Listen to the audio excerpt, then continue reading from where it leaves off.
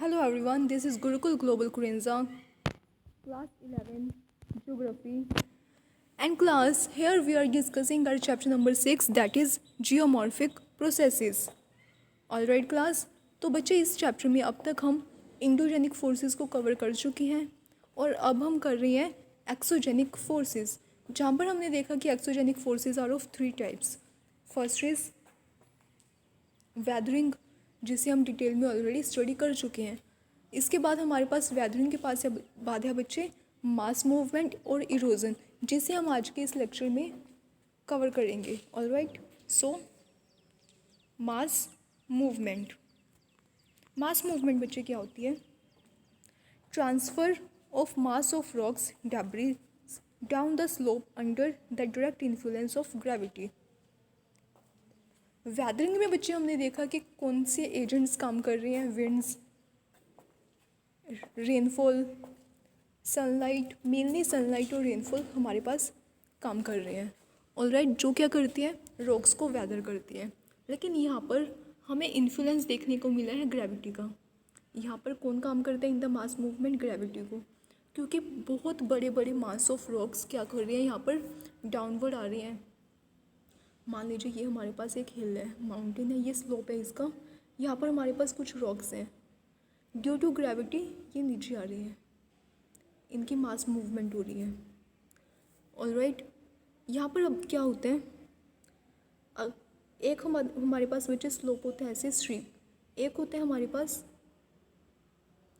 Like this gentle. Alright, जो ये stop है, स्ट्रीप स्लोप है, यहाँ पर क्या होगा, मूवमेंट स्लो होगी, यहाँ पर मूवमेंट फास्ट होगी, क्योंकि एकदम से यहाँ पर जो मटेरियल है नीचे गिरेगा. यहाँ पर मूवमेंट बहुत ज़्यादा स्लो होने वाली है. On the basis of this movement हमने क्या किया है, मास मूवमेंट को 2 कैटेगरीज में क्लासीफाई किया है, slow movement, fast movement, rapid movement. Alright, तो फर्स्ट ऑफ ऑल हम स्लो मूवमेंट को कवर करेंगे. बच्चे स्लो मूवमेंट में हमारे पास क्या होती हैं, 2 चीज़ें होती हैं. First is a soil creep and solifluction. Creep में बच्चे क्या होते हैं, फॉर एग्जांपल अगर एग्जांपल की बात करें हम, ये हमारे पास एक स्लोप है, मान लीजिए ये मेरे पास एक लैंड है, इसका ये स्लोप है. ऑलराइट, मैंने यहाँ पर एक इलेक्ट्रिक पॉल लगाया, ठीक है. कुछ सालों बाद ऐसा देखने को मिलता है कि जो ये इलेक्ट्रिक पोल है ना, अपने आप ही ऐसे थोड़ा हॉरिजॉन्टली मूव करने लगता है. इसकी जो डायरेक्शन है ये ऐसे हो जाता है. क्यों होता है ये ऐसे? This is a effect of creep due to gravity. इस पर इफेक्ट करती है ग्रेविटी. ग्रेविटी इसको अपनी तरफ पुश करती है, अपनी तरफ पुल करती है, और इसे कहा जाता है effect of creep. This is a soil creep. It occurs on the moderate steep. ये कहाँ पर होता है बच्चे? जहाँ पर हमारे पास जो स्लोप है वो ना ज़्यादा जेंटल होता है, ना ज़्यादा स्ट्रीप होता है. मीन्स ना तो बिल्कुल ही ऐसे है, ना ही बिल्कुल ऐसे है, वो बीच का है. Okay, so that is a creep, इसे कहते हैं. इसके बाद बच्चे हमारे पास जो नेक्स्ट है दैट इज़ अ सॉलिफिकेशन. सॉलिफिकेशन में क्या हो रहा है, slow down slope flowing of soil mass saturated with water. यहाँ पर हमारे पास क्या हो रहा है, डाउन स्लोप मूवमेंट हो रही है, फ्लो हो रहा है, बिल्कुल स्लो किसका, सॉइल का. वो सॉइल जो वाटर में सैचुरेटेड हो चुकी है, घुल मिल गई है वाटर में ड्यू टू रेनफॉल. यहाँ पर हमारे पास सॉइल है, रेनफॉल हुआ, ये सॉइल क्या हो गई, वाटर के साथ मिक्स हो गई, सैचुरेटेड हो गई. अब इसकी मूवमेंट हो रही है बिल्कुल स्लो नीचे की तरफ. That is a solifluction. ज़्यादातर ये कहाँ पर होती है, परमाफ्रोस्ट रीजन्स होती हैं, जहाँ पर बिल्कुल आइस है, जो ठंडा एक रीज़न होता है. फ्रॉस्ट मीन्स जहाँ पर पूरा टाइम आइस की शीट्स बनी रहती हैं. As a layer of ground water are occupied in between frozen soil और रॉक्स. जहाँ पर रॉक्स और सॉइल दोनों फ्रोज़न हो गई हैं, और जो वाटर की लेयर्स हैं उन दोनों के बीच में बनी हुई हैं. तो वो वाटर क्या करेगा, उन सॉइल को ऐसे नीचे की तरफ धकेलेगा. And that is a slow down slope flowing of soil. इसे हम कहते हैं सॉलिफिकेशन. जब सॉइल वाटर के साथ मिक्स होके नीचे आ रही है। सो दिस इज़ बच्चे स्लो मूवमेंट। इसके बाद हमारे पास है रैपिड मूवमेंट। रैपिड मूवमेंट में कुछ खास नहीं है, हमारे पास काफ़ी तरह की मूवमेंट्स होती हैं, earth flow, mud flow, debris and वाल्के। इसके बाद हमारे पास है landslides, debris slide, debris fall, rock slide, rock fall. सब में हो ही यही रहा है बच्चे। यहाँ पर हमारे पास स्लोप है, ऑलराइट। ये स्लोप क्या है, थोड़ा सा ऐसे है। तो यहाँ पर जो मटेरियल है वो नीचे आ रहा है due to the different reasons. इनके रीज़न अलग अलग हैं, इनको अफेक्ट करने वाले फैक्टर्स अलग अलग हैं, उनके बेसिस पर हमने इसकी काफ़ी सारी टाइप्स बना दी हैं, ऑलराइट। जैसे कि अर्थ फ्लो में क्या हो रहा है, ड्यू टू रेनफॉल। ये रेनफॉल की वजह से होते हैं जब स्लोप बहुत ज़्यादा हाई होते हैं और यहाँ पर जो रॉक्स हैं वो नीचे आएंगी बहुत फास्ट मूवमेंट से, तो ये होते हैं अर्थ फ्लो।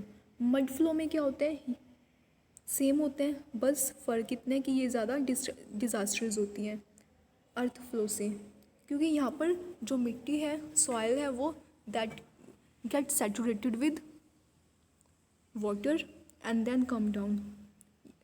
जैसे मेरे पास एक ड्राई सॉइल है, रेनफॉल की वजह से जब वो पानी से मिक्स हुई तो उसका क्या बन गया, मड बन गई, और जब ये मड नीचे आएगी तो ये काफ़ी ज़्यादा डिज़ास्टर्स हो सकती है। इसके बाद है बच्चे डेब्रिस एल्वांके। ये कहाँ पर होती है, ह्यूमिड रीजन्स में होती है, विद और विदाउट वेजिटेशन, जहाँ पर वेजिटेशन काफ़ी ज़्यादा कम होती है या फिर थोड़ी बहुत होती है। Last next is landslide. Landslide में क्या हो रहा है, ये मान लीजिए हमारे पास नीचे एक सॉफ्ट रॉक है, ऊपर उसके हार्ड रॉक है, रेनफॉल हुआ तो ये जो सॉफ्ट रॉक है ये क्या हो जाएगी, डिज़ोल्व हो जाएगी वाटर में और हार्ड रॉक नीचे गिर जाएगी।